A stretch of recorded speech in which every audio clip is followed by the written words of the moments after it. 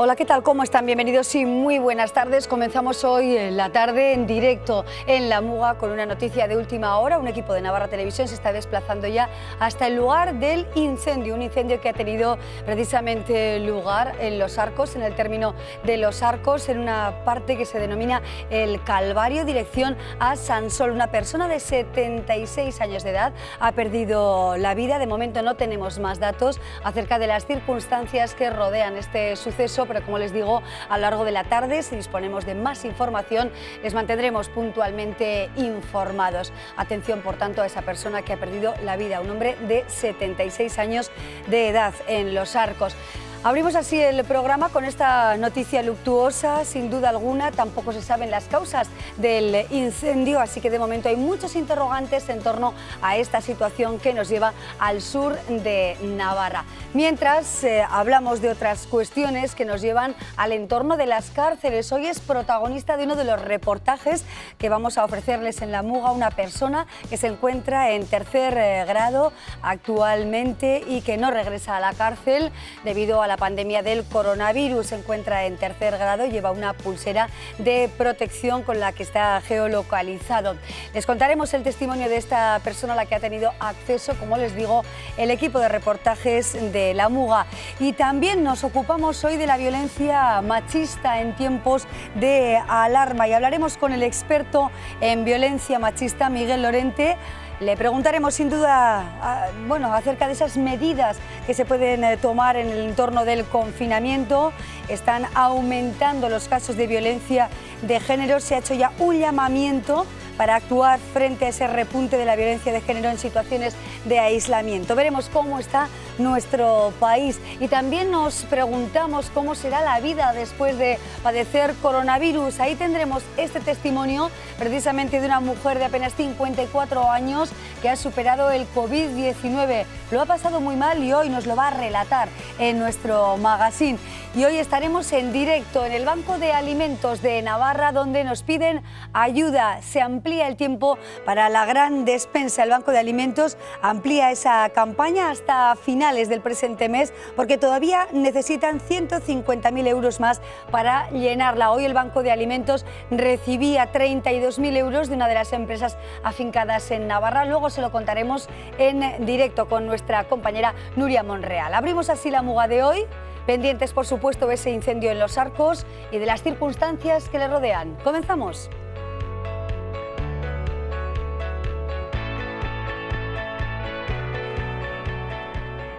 ¿Qué está pasando en nuestro país? Nos estamos olvidando de los casos de violencia machista, no le estamos dando tanta importancia en los medios de comunicación. Hay un repunte, sin embargo, en situaciones de alarma y de confinamiento. Son muchos interrogantes que hoy planteamos al experto Miguel Lorente, que nos acompaña precisamente esta tarde. Señor Lorente, profesor, ¿cómo está? Buenas tardes. Hola, buenas tardes, encantado. Muchísimas gracias por acompañarnos. En situaciones de confinamiento y de aislamiento, esta situación de violencia machista puede empeorar de forma notable. ¿Cómo estamos en España ahora mismo?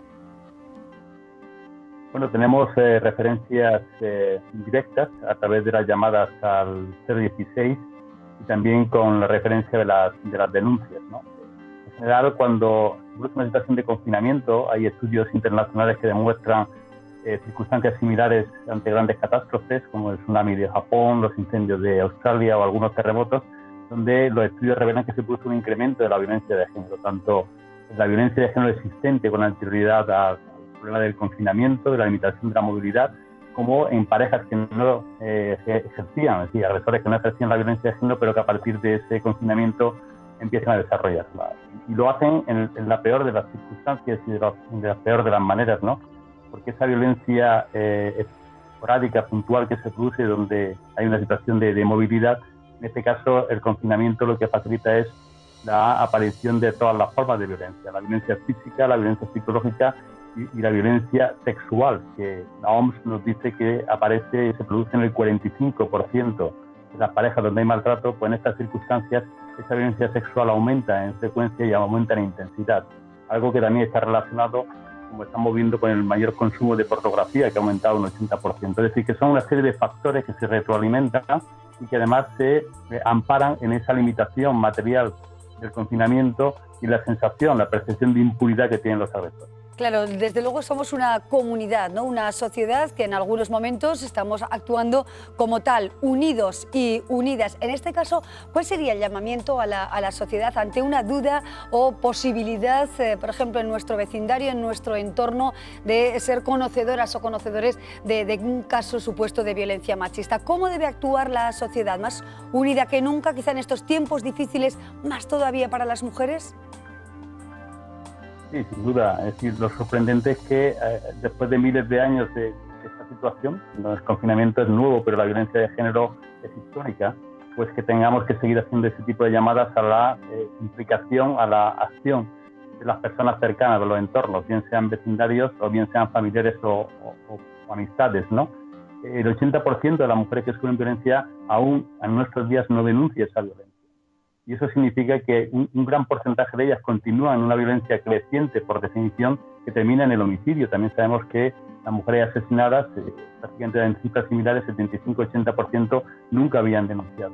Luego, lo que tenemos que entender y lo que tenemos que hacer entender es que el no hacer algo para actuar contra la violencia de género, para ayudar a la persona, a la mujer cercana que está en nuestro entorno, es hacer algo para que continúe la violencia de género. No hay neutralidad. No hay una situación intermedia. O se hace algo para acabar con la violencia de género o se está haciendo a través de la pasividad, de la distancia, del silencio, para que el agresor siga con su impunidad y siga ejerciendo la violencia de género.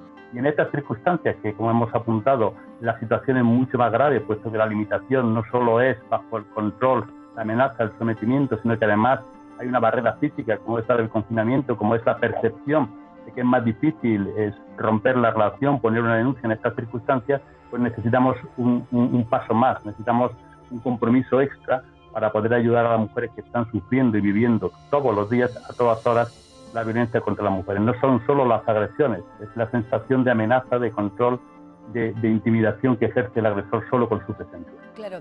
Miguel, a mí me da la impresión de que hablamos menos de los casos de violencia de género, que con todo lo que tenemos con la pandemia parece que no ha pasado precisamente a primer lugar, ¿no? Y las situaciones, desde luego, se cuentan, qué duda cabe, pues a decenas, podríamos decir, ¿no? en nuestro país. ¿Qué reclama también de los medios de comunicación, de la actuación general en relación con toda esta serie de casos? ¿Y qué percepción cree que tiene la sociedad acerca de este problema, ¿no? Porque es una pandemia, ¿eh? Antes de la pandemia actual teníamos ya esta lacra social y esta pandemia. Sí, de hecho, Margaret Chan, que era la directora general de la Organización Mundial de la Salud en 2013, cuando se presentó el último informe global, dijo literalmente que la violencia de género es un problema de salud con dimensiones epidémicas. Es decir, la única diferencia que tiene la violencia de género respecto a una epidemia o una pandemia no es el número de casos ni, digamos, el nivel de afectación a nivel territorial, ¿no? Porque afecta a cualquier lugar del planeta. La diferencia es que mientras que una pandemia y una epidemia evolucionan mucho en muy poco tiempo, la violencia de género sigue evolucionando históricamente. Es ese ritmo lento el que tiene a la sociedad ajena a esa realidad tan grave, ¿no? De hecho, el último informe mundial de homicidios que elabora la ONU, Naciones Unidas, ha revelado que hay un incremento, se presentó hace unos meses, y ha habido un incremento del 14,6% de los femicidios a nivel mundial, ¿no? Que hoy se mata a más mujeres que se mataba hace 4 o 5 años, ¿no? Entonces, la situación, la percepción que tiene la sociedad en gran medida, como apuntabas, es la que los medios de comunicación transmiten, porque no hay un contacto directo en muchos casos con la violencia de género. Claro, ¿Cuál es el problema? Que... Pues, sí, siga así, Miguel. Siga adelante, sí. No, decía que el problema es que en los medios de comunicación suele salir solo la violencia más grave. El homicidio, la violación, el homicidio cuando es especialmente grave, la violación cuando es grupal, pues no saben todas las violaciones, ¿no? Entonces, ¿qué ocurre? Que hay la percepción en la sociedad de que no existe la violencia de género y que solo de vez en cuando se produce un caso especialmente grave. Ante esa realidad, los mitos que hay alrededor de esta violencia, como que es un problema del alcohol, de las drogas, del trastorno mental, de determinadas enfermedades, pues se justifican pensando que la inmensa la mayoría de la población, la mayoría de las circunstancias son ajenas a la realidad de la violencia, y solo aparecen casos especialmente graves que se justifican bajo estos mitos, ¿no? Yo creo que, como apuntabas, es muy importante hablar de una manera continuada, de una manera, digamos, contextualizada lo que es la violencia, lo que significa ese dominio, ese control, esa amenaza hacia las mujeres, y luego, por supuesto, hablar de los casos más graves. Y las circunstancias del confinamiento, todo eso lo incrementa, porque lo que estamos viviendo ahora mismo es una especie de olla a presión, ¿no? Porque hay muchísima más violencia de una manera más continuada y con una percepción de control por parte del agresor y de impunidad. Cuando eso desaparezca, y va a desaparecer conforme vayamos rompiendo el confinamiento, pues la percepción de que ha perdido el control se traduce en riesgo, como todos los estudios indican, ¿no? Y ese incremento del riesgo se puede traducir en un mayor número de agresiones graves o de homicidios. Por lo tanto, tenemos que estar también preparando la salida de la violencia de género para poder proteger adecuadamente a las mujeres. Exacto, ¿no? Precisamente veremos de algún modo fases también en este sentido, ¿no? El miedo posterior, el miedo durante, el previo y bueno, pues y el miedo en definitiva, ¿no? Profesor Lorente, ese control coercitivo, ¿no? Que es una de las tácticas del maltratador en tiempos de aislamiento, pues la puede ejercer con más impunidad, ¿no? Muchísimas gracias, profesor Lorente, por acompañarnos. Muchísimas gracias. Le enviamos un fuerte y cariñoso saludo desde el norte hacia el sur, hacia la Universidad de Granada, donde se encuentra. Gracias y muy buenas tardes. Buenas tardes y muchas gracias. Muchas gracias. Bueno, pues abrimos así el programa sin olvidarnos, qué duda cabe, de las personas, de las mujeres que puedan estar ahora viviendo una situación terrible como esta, la violencia machista. Y les hablamos ahora de otro caso que nada tiene que ver en este caso, valga la reiteración, con esta situación. Hoy hemos tenido la oportunidad de conocer las circunstancias de una persona que está ahora mismo en situación de tercer grado penitenciario. Nuestro equipo de reportaje se ha acercado a esta persona, no nos ha dado su nombre, no verán su cara, pero sí su testimonio, cómo está viviendo la pandemia. Vean. La libertad no tiene precio. Así define Tito lo que más quiere.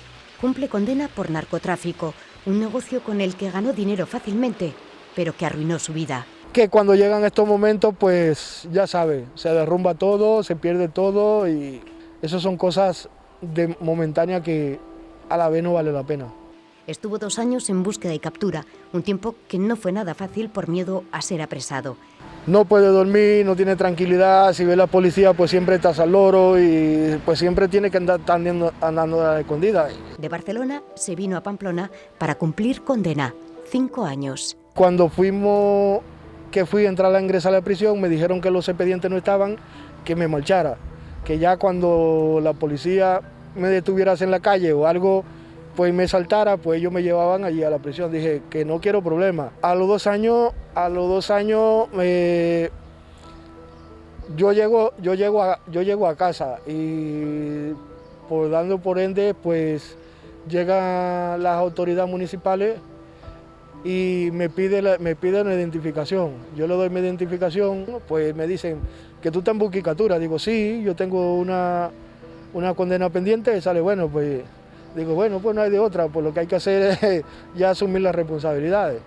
En la cárcel se pasa mal, asegura. Cualquier tontería puede dejarte sin los permisos y meterte en problemas. Un funcionario, cualquier persona que tú digas una palabra o diga algo y además pues esté de mal humor, pues mira, es un parte, y ya cuando tienes parte o tienes situaciones difíciles de pelea que llevas allí, pues son cosas que de cara lo van mirando la justicia, van viendo que no eres una persona que ha intentado de cambiar, no eres una persona que ha intentado de tener otro ambiente, no eres una persona que ha intentado sobrellevar la situación, y son cosas difíciles. ¿Por qué? Porque son muchas cosas que pasan. Y es en la prisión de Pamplona donde conoció a personas que le han ayudado a reconducir su vida y a arrepentirse de todo lo que ha hecho. Tito, sin droga se vive y la vida es corta. Y eso fue una palabra que a mí siempre se me quedó. Aquí, cuando yo entré ahí a prisión, que mi vida empezó a cambiar, llegó un cura que se llama Javier. Me recuerdo como ahora cuando ese señor me tocó. Sentí que algo llegaba a mí, o me doy a entender. Por medio de Javier conocí a Ana y así fue conociendo. Es una señora que se llama Lolita, otro señor que se llama Flor, que son voluntarios que van allí a visitar cada domingo, van a misa. Pues yo me hice católico, me bauticé allí, vi de cara a la situación que en la vida uno tiene sus oportunidades también, porque haya cometido esos errores lo comete cualquiera. Pero el caso está que hay que asimilar y ver pues dónde está lo malo y no volver a intentar hacer, no volver a intentar a vivir. En febrero, a su hermano y a él les concedieron el tercer grado. Eso significa que solo tienen que ir a dormir a la cárcel. Con el virus firmaron unos papeles. No podían pasar la noche en prisión y fueron acogidos por una amiga. Y con el temor del tema de la pandemia, pues entonces llegó una circular o nos comunicaron las trabajadoras sociales de que no íbamos a quedar en casa, que no íbamos a volver al sí. Lo que pasa es que no voy al sí, pero es la misma hora de entrada y de salida. O sea, yo antes de las 7 de la mañana no puedo abrir la puerta de mi casa, salir afuera, pero tampoco después de las 5 de la tarde no lo puedo hacer, porque salgo aunque sea al ascensor, a partir de las 5 de la tarde pues estoy violando la ley y tengo que ingresar en prisión. Si yo no hubiese tenido esa pareja, ¿cómo te digo? Pues hubiese tenido que vivir en la calle o no sé qué fuera de la vida mía y la vida de mi hermano, porque en realidad, ¿qué te puedo decir? Y económicamente viven gracias a la ayuda de la parroquia de Chavacoit. Desde prisión a nosotros no nos dan nada. Tito se ha hecho voluntario, ayuda a repartir alimentos y a cambio se lleva un lote. Se ha quedado sin el dinero que percibía de su trabajo en la cárcel. En prisiones sí, en prisión, trabajaban allí en prisión. Mi hermano trabajaba en reparto de comida en el comedor y yo trabajé en la panadería un tiempo. Pues así fui ahorrando para a veces cuando salía de permiso me comprabas un chándal, me comprabas una camiseta.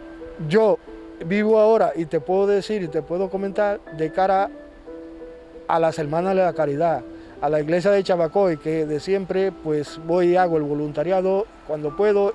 Siempre me llaman, Moisés, Tito, pásate si recoge la comida, ven a recoger la comida y tal cual. Bueno, pues yo voy cada vez que me llaman y pues me llevo un carro, llevo comida suficiente para pasar un tiempecico, así hasta acá X tiempo que me toca ir a hacer voluntariado.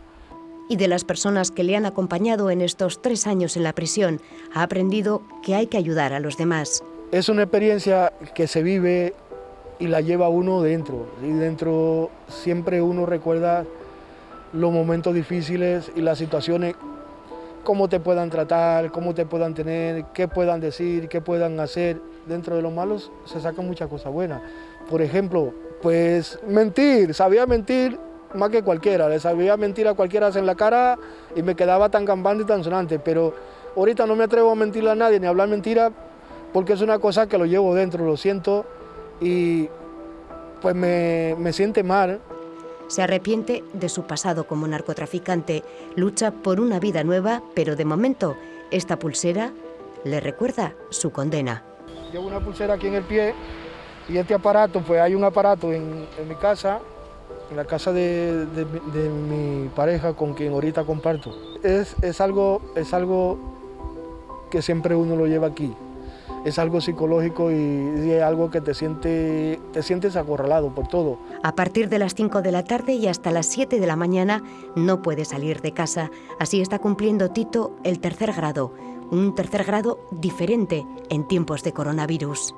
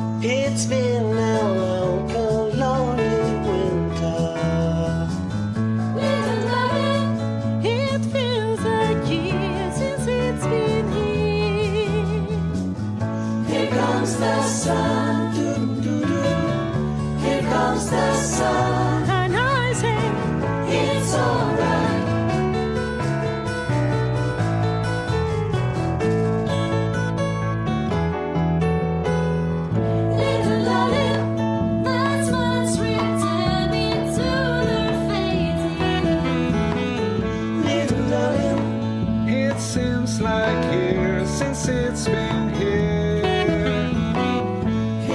Música para continuar hoy en la Muga y nos vamos ahora a hacer una conexión en directo con un tema más que relevante como es la solidaridad navarra que se necesita y que se impone imprescindible en estos momentos de pandemia. Banco de Alimentos, en directo, nuestra compañera Nuria Monreal. ¿Qué tal? Muy buenas tardes. Hoy además con una noticia importante, la donación de más de 30.000 euros por parte de una empresa navarra, pero todavía se necesita más. Adelante, Nuria, buenas tardes. Hola, ¿qué tal, Amaya? Muy buenas tardes. Así es, una donación importante, pero la noticia que queremos anunciar es que se amplía la campaña de recogida, se llama La Gran Despensa y se va a ampliar 2 semanas más, esto para seguir recaudando fondos. Precisamente nos encontramos con Marisol Villar, ella nos va a explicar un poco en qué consiste esta ampliación y cuál es el objetivo precisamente de alargar 2 semanas más esta recogida. Hola, buenas tardes. Bueno, la campaña la empezamos a mediados de abril. El objetivo que queremos es conseguir 350.000 euros, que sería el equivalente a la última gran recogida de mayo del año pasado. Por ahora llevamos 200.000 y nos faltarían 150.000. Entonces es importante que nos sigamos animando a donar y a ver si podemos conseguirlo. Desde el Banco de Alimentos, Marisol me comenta que necesitan todavía 2 semanas más, un poquito más de apoyo y de ayuda para seguir recaudando fondos. Esto porque debido a la crisis del coronavirus se han ampliado las demandas del Banco de Alimentos. Marisol, cuéntanos un poquito cuál ha sido esa demanda que tenéis extra por la epidemia. Bueno, hasta ahora tenemos más de 2.000 personas que nos han enviado servicios sociales de base del Ayuntamiento que no estaban apuntadas y que, claro, necesitan alimentos. Bien están en ERTE o se han quedado sin trabajo directamente y no tienen derecho a nada. Entonces, bueno, necesitamos que la gente nos siga apoyando para ir cubriendo, porque seguramente que van a ampliarse las personas, ¿eh? Entonces, yo digo, la forma de ayudarnos, ¿no? Se puede entrar en la cuenta que hemos habilitado de Laboral Kutxa, o también si entráis en nuestra página web del Banco de Alimentos, hay otras cuentas de otros bancos que también se puede colaborar a través de ellas.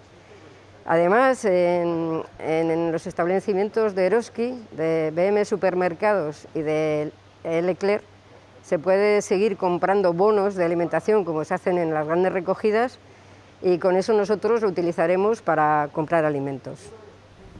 Es por eso que hacen esta llamada desde aquí, desde el Banco de Alimentos, a dar un empujocito más, ¿no? Esa solidaridad que se necesita en este momento. Amaya, no sé si tienes alguna pregunta más para Marisol. Sí, Nuria, bueno, la verdad es que atendíamos exactamente, ¿no?, todas las posibilidades para donar.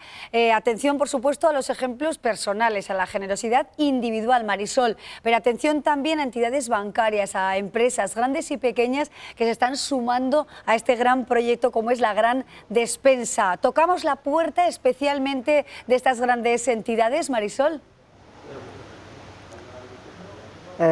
Sí, bueno, la verdad que todas las empresas de alimentación de Navarra se han volcado mucho con nosotros y se están volcando, a Dios gracias, porque si no hubiera sido imposible repartir lo que estamos repartiendo.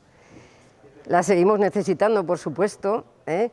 Y también, bueno, empresas, pues como hemos tenido la donación esta tarde de Viscofan, pero también pues la CaixaBank nos ha donado también dinero, Laboral Kutxa también se ha involucrado con nosotros y está apoyando nuestra campaña y también ha hecho donaciones. Claro, bueno, en fin, que poco a poco pequeños ayuntamientos y...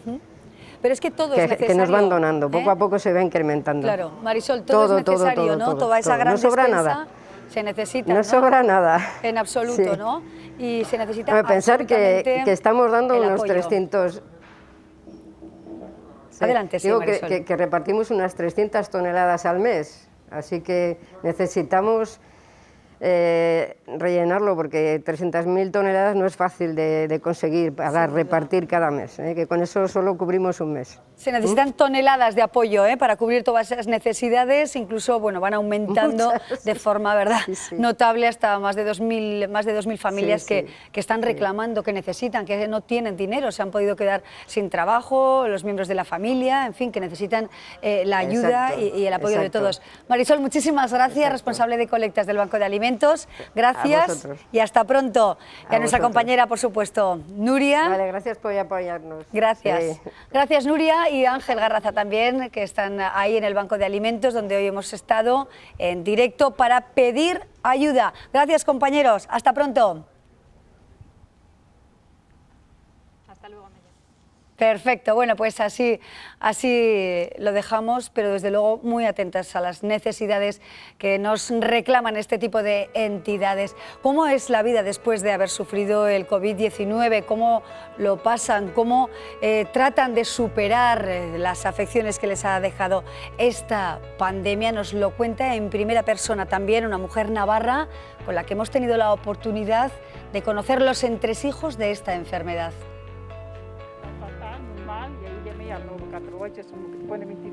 Se llama Marilia y es víctima del virus que ha provocado tanto dolor. En su caso, es afortunada, ha conseguido superar la enfermedad. Yo me he levantado el 18 de marzo ya con todos los síntomas, dolor de cabeza, dolor de garganta, con fiebre, malestar en todo el cuerpo que no podía ni andar, y notaba respirar, pues notaba así como que algo parado. De normal respiraba, costaba un poquito, pero respiraba bien. Pues aquí es el 18, así que el 19, bueno, llamé al número ese que te dan para llamar, 948. Ese me llamó, me han dicho que tenía los síntomas de COVID virus, o sea que me mandaron, me pusieron de cuarentena, y al día siguiente pues llamé a mi centro de salud. 40 días con síntomas, 40 días sola y con miedo a empeorar. Miedo, pero bastante miedo. Y luego después, es que aparte del miedo de estar más o menos, a mí me daba miedo salir a la calle. Cuando pusieron la norma de salir a la calle, pues yo bajaba las escaleras, llegaba a mi portal. Para llegar al portal, con el mes y pico, con los 2 meses que estaba en casa, llegaba al portal, me empezaba a temblar todo el cuerpo, todas las piernas.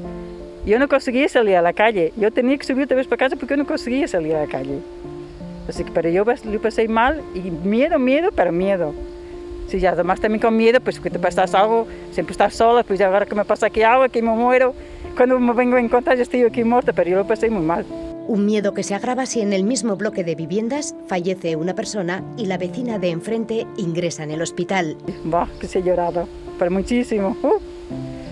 Sí, porque luego tienes ese miedo en el cuerpo, bah, y luego te sientes ahí sola, no puedes salir, no puedes hablar, hombre, puedes hablar con alguien, pero desde la ventana. No puedes salir a la calle, pues te sientes una impotencia, como que ahí estás abandonada y no, yo sí lo pasé muy mal. Entonces no pensaba en el trabajo que acababa de perder, pero ahora sí, ahora que ha dado negativo en la PCR, se pregunta por qué también se ha tenido que romper el brazo. Un mes más tarde me han hecho los testes esos, uno en el centro de salud y otro en Refema, y me han dado los dos ya negativos, así que a raíz de ahí que me dieron los dos negativos, pues el centro de salud médico ya me ha dado el alta del COVID virus, pero antes de darme el alta, yo pues me estaba saliendo del baño, pues me he resbalado y me he jodido el brazo, así que aquí ando con el brazo en cabestrillo. Así que de momento, ahora estoy en casa sin trabajos y sin ingresos y sin nada. Lo primero es la salud, pero una vez que se tiene, Marilia piensa en cómo va a salir de esta situación. Nos quedamos con esa situación de Marilia, desde luego cruda, ¿verdad? Se acumulan los problemas de salud, nuestra fuerza y energía también en la medida de lo posible para seguir adelante, ¿no? Bueno, nos ayudan a seguir adelante las series de televisión, el cine, los libros, la música, todo lo que tiene que ver con la cultura. Y ahora les vamos a hablar precisamente de 2 artistas, 2 guionistas de series de grandísimo éxito en nuestro país. Iñaki San Román e Iñaki Aristimuño, los 2 Iñakis que están preparando ahora una pamplonada. ¿Qué tal estáis, chicos? Iñaki San Román, buenas tardes. Hola, buenas tardes, ¿qué tal? ¿Qué tal, Iñaki? Iñaki Aristimuño, ¿qué tal, Iñaki? ¿Cómo estás? Hola, buenas tardes, ¿cómo estáis todos? Muy bien, aquí deseando hablar con vosotros. Muchísimas gracias. Bueno, ahora mismo leía en Twitter a Iñaki San Román, que nos ha hablado de La Pamplonada, de esta serie que estáis preparando para una productora mexicana, y nos dice que igual anuncia un fichaje estrella. Iñaki, a ver, cuenta, ¿de qué estamos hablando? No, te espiamos, ya lo ves, que te espiamos. Que yo ahora mismo te estoy hablando desde Mediaset, que de hecho te digo un poquito mal porque creo que tienen inhibidores de señal con otras cadenas para que no nos comuniquemos. Entonces, pero he aprendido mucho lo que es cebar, que es como dar una información que luego ya veremos si es verdad o no, pero que mira, que atrae atención, ¿no? Entonces he hecho ahí como una campaña de que hemos fichado a Merlos de protagonista. Hombre, pues no estaría mal, ¿no? Ahora mismo tendría bastante éxito. Porque da bien en pantalla y bueno, como que parece que el audiovisual se le va bien y es muy cinematográfico el segundo término suyo. Entonces, bueno, estoy intentando como lanzar esa cosa pero no está del todo confirmada, ¿eh? De hecho, me lo he inventado hace 10 minutos, o sea que igual puede que al final no sea verdad. Bueno, ya veremos, ¿no? Todos sabemos quién es Alfonso Merlo, lo conocemos de la radio, de la COPE, de la tele y de sus historias amorosas, de tríos amorosos. Bueno, que esos embrollos y esas comedias de enredos encantan a vosotros, ¿no? Esta podría ser una, pero bueno, vamos a hablar de nuestro libro, que es esa Pamplonada, esa serie que estáis escribiendo ahora mismo y que, que va a ser un éxito desde ya, ¿no? Aristimuño, cuéntanos, ¿de qué va esto? Sí, bueno, te estoy oyendo que es una serie. No es una serie, es el guión de una película. Nosotros en el Conecta Ficción del año pasado, en la primera edición, gracias al trabajo de Arturo Cisneros, el Clúster y Gobierno de Navarra, asistimos al Conecta Ficción, donde conocimos a Maya Murzábal, otra navarra, y nosotros fuimos con un proyecto que se llamaba Fiesta, como el libro de Hemingway, y que pretendía ser una serie de capítulo por día de San Fermín, es decir, empezar el día 6 y acabar el día 14. Para ver en streaming, en una plataforma, un capítulo detrás de otro, capítulos cortos. Ese era nuestro proyecto, pero Amaia Murzábal se enamoró y nos propuso escribir el guión de una película, porque en México los Sanfermines se conocen como la Pamplonada y tiene mucho seguimiento, los encierros, la corrida y todos los Sanfermines. Entonces, pues nos pareció buena idea y hemos empezado a escribir este año, y lo que pasa es que nos ha pillado esta pandemia un poco a contrapié a todos, pero vamos, ahí estamos con el guión, ilusionados. Es una comedia de enredo que transcurre en Sanfermines con dos familias, y bueno, ya sabemos que en Sanfermines puede pasar de todo. Desde luego, ¿no? Iñaki San Román, ¿estáis pensando, por ejemplo, en quiénes os gustaría que fueran los actores, actrices principales, los escenarios más comprometidos de los momentos más locos de esa comedia? Trázanos un poco, ¿no? Alguna idea de lo que podrá ser una realidad, ¿no? Si vuestra mente tan creativa lo hace posible.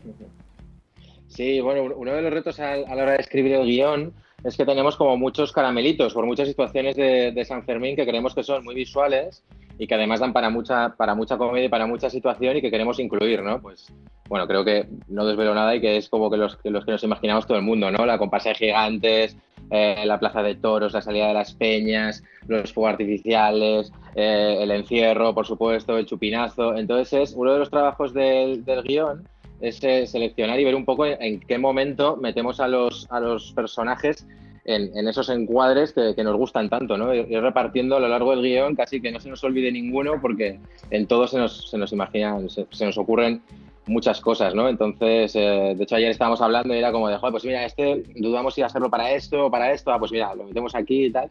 Y San Fermín, eso, bueno, la situación que es tan importante en la comedia, de hecho existe la comedia de situación precisamente por eso, en muchos sitios de San Fermín nos funciona y estamos haciendo una especie de distribución, también un poco por lo que dice Iñaki, ¿no? Porque la comedia, bueno, va a venir de México, digamos, pero queremos hacer una fusión un poco perfecta entre la mentalidad mexicana y Navarra. O sea, ella, Maya, la productora que es Navarra pero está en México, sirve un poco de esa bisagra. Queremos que no sea una película de alguien que va a visitar los Sanfermines y lo ve con ojos de de extranjero todo, ¿no? O sea, para que nos entendamos, no queremos hacer la típica escena de peli americana de una calle en la que hay toros porque sí, o que meten unas fallas en mitad de San Fermín, sino que queremos que sea algo muy, muy navarro, ¿no? Claro, entonces, realista, por eso intentamos, ¿no? Incluir todas las cosas. Con lo que nos podamos identificar todos, ¿no? Bueno, pues todo el mundo, ¿no? Que conoce un poco de las fiestas de San Fermín sin inventar escenas como hemos visto en algunas películas que nos dan, bueno, pues risa y pena también, Claro. ¿verdad? Bueno, estamos en un momento difícil, desde luego, para el sector, ¿no? Teniendo en cuenta esta situación de quiebro de la normalidad, ¿no? De alarma en la que nos encontramos. Iñaki Aristimuño, ¿cuándo os planteáis un posible rodaje? Bueno, pues ¿para cuándo, no? Está el cronograma seguramente definido mentalmente, pero la realidad, ¿cuál va a ser? Bueno, pues la realidad es que estaba previsto desde el principio, porque no llegábamos a estos Sanfermines, escribir este año e intentar rodar en el 2021. O sea que nosotros estamos en el plan como lo habíamos hablado con Amaya.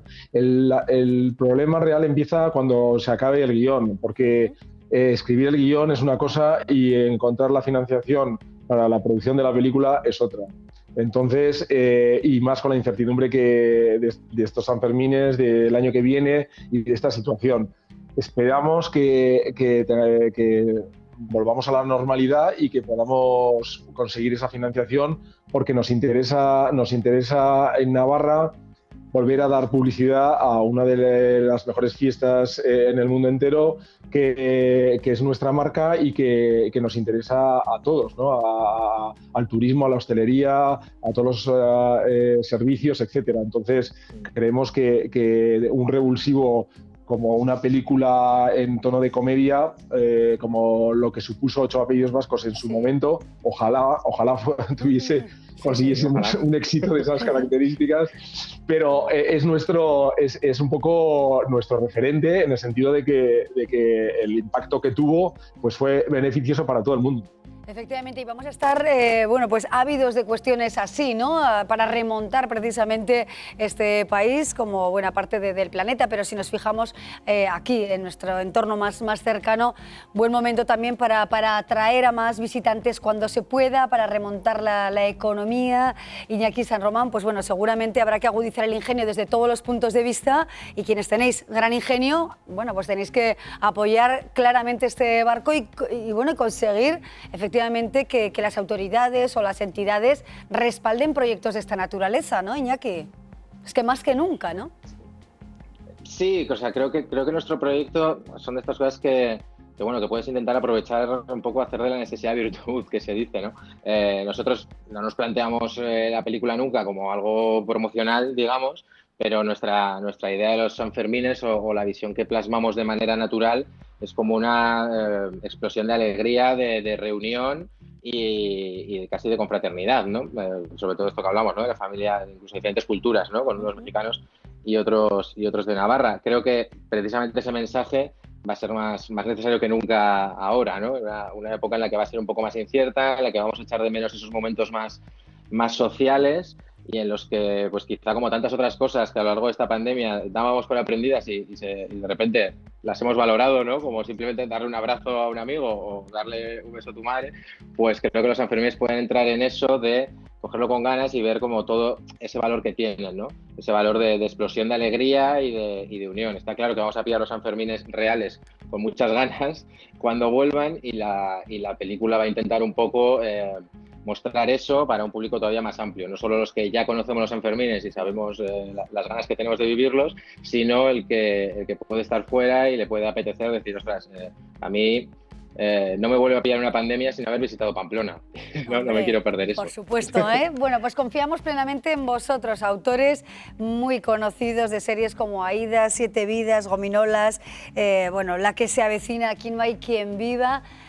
Bueno, imaginación al poder, valía y profesionalidad de sobra. Así que nuestra confianza, y ojalá tengamos pronto las cámaras y la acción por aquí, ¿no? Esto querrá decir que habremos superado lo peor de esta alarma y de esta pandemia. Iñaki, un fuerte abrazo desde Pamplona.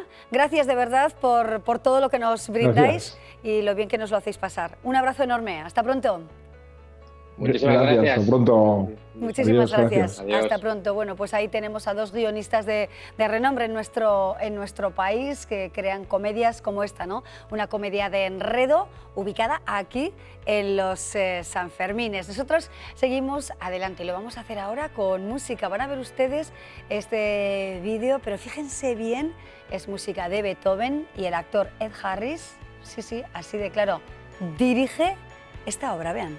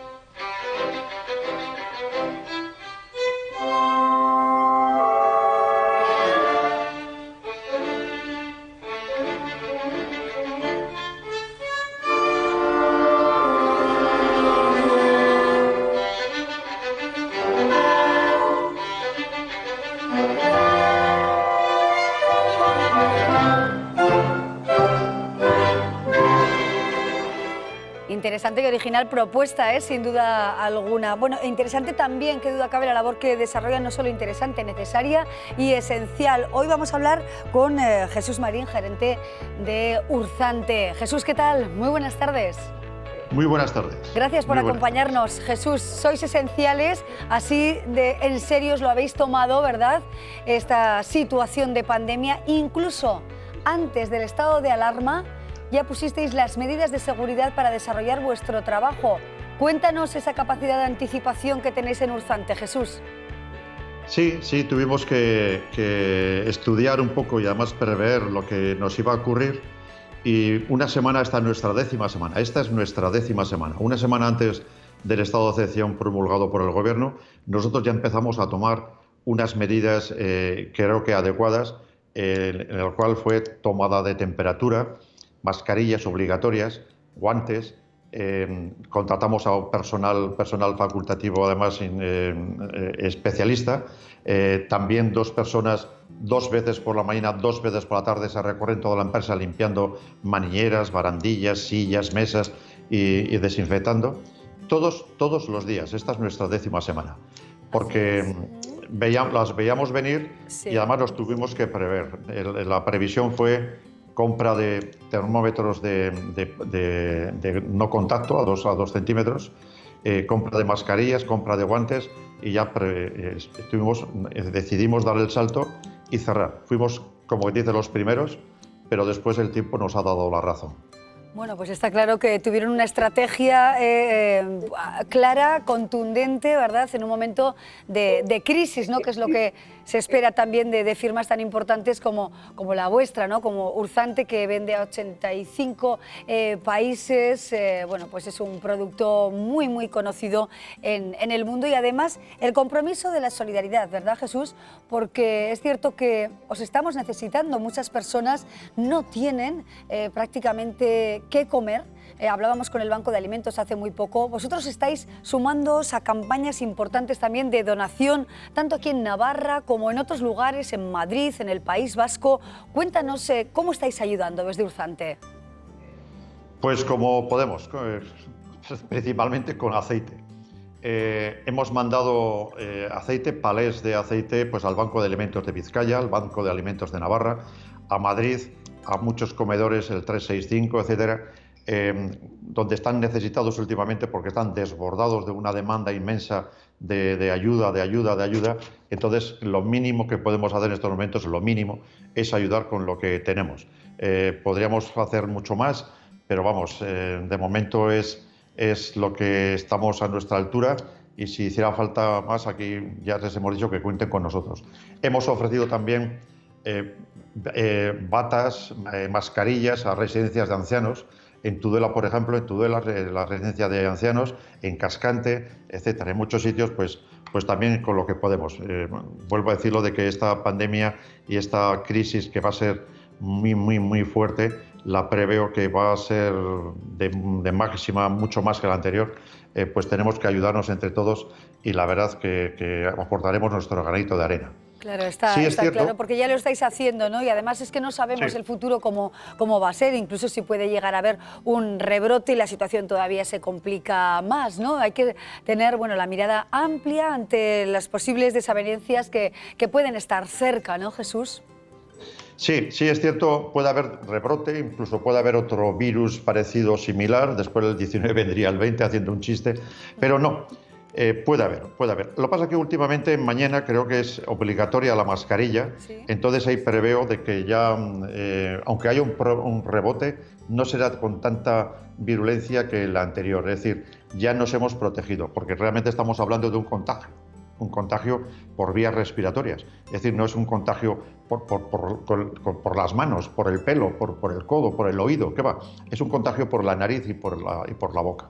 De ahí, entonces, desde luego, la necesidad de las mascarillas, mañana obligación total, ¿no? Efectivamente, para desarrollar nuestro día a día, ¿no? ¿Qué mensaje nos queréis lanzar, Jesús, desde Urzante, desde una empresa afincada aquí en Navarra, pero que, por supuesto, sus miras son muy amplias a gran parte del mundo? ¿Cuál sería vuestro mensaje en este momento, pues, de desequilibrio también, ¿no?, en el que estamos?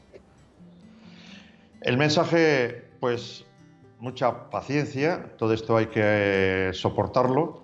Hay que hacer tener mucha humildad, mucha obediencia de normas, seguir protocolos, y la verdad que entre todos lo conseguiremos. Nosotros nos debemos, no solamente estamos en Navarra, por supuesto, estamos en Tudela, yo soy nacido en Cascante, pero lo que tenemos que hacer, nuestra obligación, es mantener los mercados abiertos. Somos una empresa esencial, por lo cual nuestro trabajo la vemos indiscutiblemente eficiente y además necesaria. ¿Por qué digo esto? Pues porque estamos abasteciendo mercados donde la demanda de los alimentos en estos momentos es prioritario. Lo peor podría ocurrir sería desabastecimiento. Un desabastecimiento, pues conllevaría con ello después un pillaje y una serie de cosas que no lo queremos nadie. Hay que abastecer. Nosotros, por circunstancias, donde estamos, tenemos mucha certificación de calidad emitida por estamentos internacionales. Tenemos la IFS, la PRC, tenemos el kosher de los judíos, el halal de los árabes, tenemos el ecológico del CEPAEN, tenemos el DEO de Navarra por Intia de Navarra. Tenemos unas obligaciones que cumplir y las protegemos. Y tenemos que abastecer mercados.